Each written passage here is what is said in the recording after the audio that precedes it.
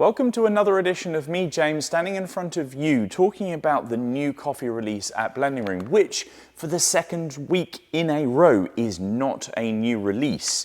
This video is going to be a touch different to the usual presentation, and rather than just talking about this coffee and how you can brew it at home and what the flavour profiles are, I am going to do a roast analysis between two batches of this very coffee. In that, you will understand the impact of development time on the overall cup profile, and you'll also understand a little bit about the analysis of a roast profile. What a roaster like me will do to quantify and qualify which roast he or she will go forward with in their profile locked in for every batch thereafter. As a point of difference, I will cup these two batches side by side, and in that I will describe what cupping is, how we evaluate two coffees, and I'll topically bring in a little discussion about the new coffee value assessment for cuppers protocol that was brought in since the end of 2024 and is now something that I, as a Q grader, have to bring into my qualification. So without further ado, I'm going to prepare the cupping table. So what is cupping? What's its purpose?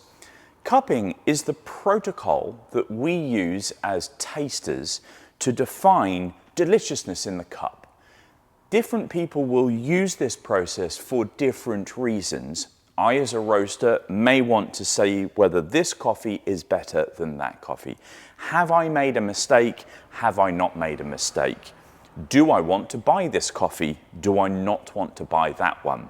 If you're a raw coffee buyer or a green coffee buyer, you might be looking to ask the same questions but attribute value to this. So, how much do I want to pay for the coffee? How much do I want to give to the farmer? How am I going to communicate this to our roasters within our portfolio? There are many other people that will use this process within the coffee supply chain, and this process is a standardized way of tasting. It means that those people who are doing it conform to a set of rules, and we all know what those rules are. There are people in the world like myself as Q graders that have been assessed such that A, we can taste, and B, that we can be neutral and therefore give value to the coffee that we are talking about. These rules are governed by the Specialty Coffee Association, and in 2004 they set out a set of guidelines that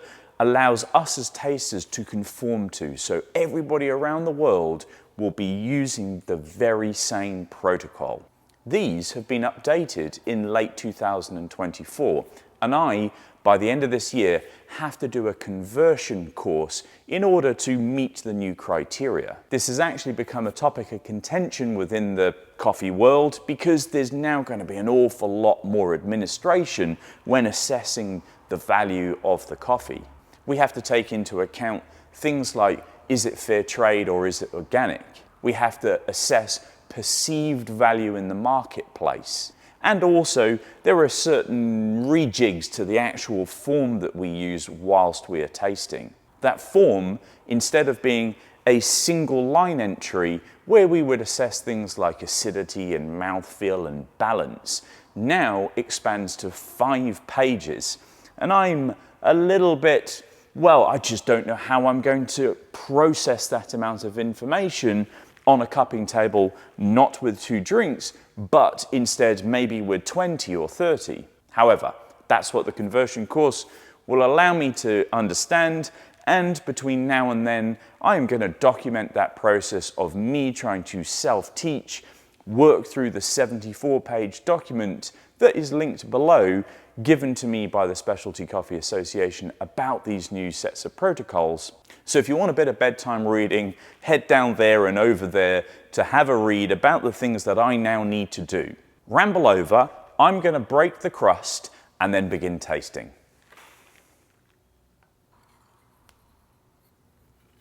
So talking about standards, what exactly are they in this cupping process? Well, each of these vessels is exactly the same size.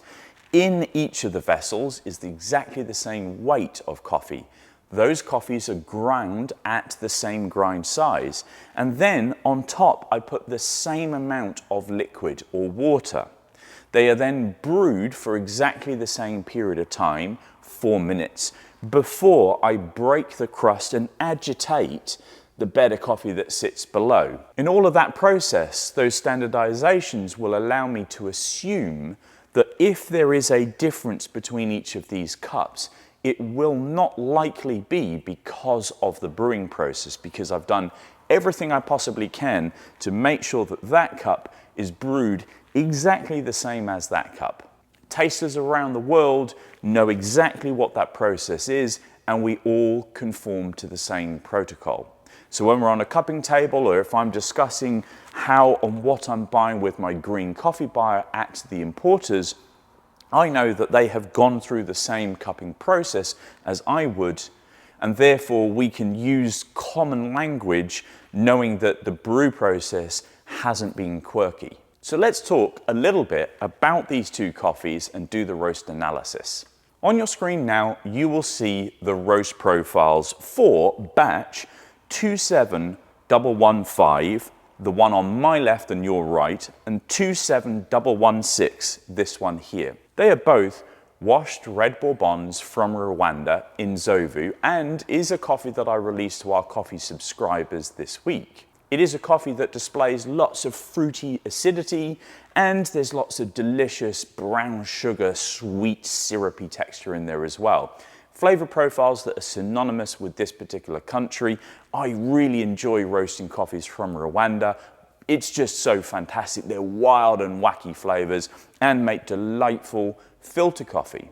I say filter coffee because that was the notion when I actually tried to design this roast profile. As you can see, the red and blue lines overlap pretty much exactly. There are a tiny slight difference between the two. I can't be absolutely precise, but this is pretty darn good. The test for these two was development time. So what is development time? Well, there is a point within the roasting process that the beans begin to pop. In that event, there's water vapor that's released into the roasting chamber, and not on the lorrying, but on drum roasters, you can actually hear that popping happen, and we call that first crack. That point we will mark as the start of development, and we call it our development time. From there to the point where we eject the coffee from the roasting chamber, we will call the development time, and that has a profound impact of the overall cup profile and flavor. So I tried to make a 5-second difference between the development times to see what the impact would be on the cup. Roast 27115 had a development time of 1 minute and 25 seconds. Roast 27116 had a development time of 1 minute and 20 seconds. So I'm now going to cup these two coffees and see whether I can discern the difference. Upon first assessment, 1.5 had a bit more texture. It was more syrupy on my palate. 1.6 was much more fruity. There's more vivacity to the acidity. And that is the impact of that 5 additional seconds inside the roasting environment post first crack. Not to say that 1.5 is any less delicious. It's just a different interpretation of the same coffee. So let's see if I can define some of those flavors. So as I take that first slurp, I can get some of the fruity like orange and pithy orange inside of that, but there's lots of caramels and brown sugars. Like I said, it's syrupy on the palate.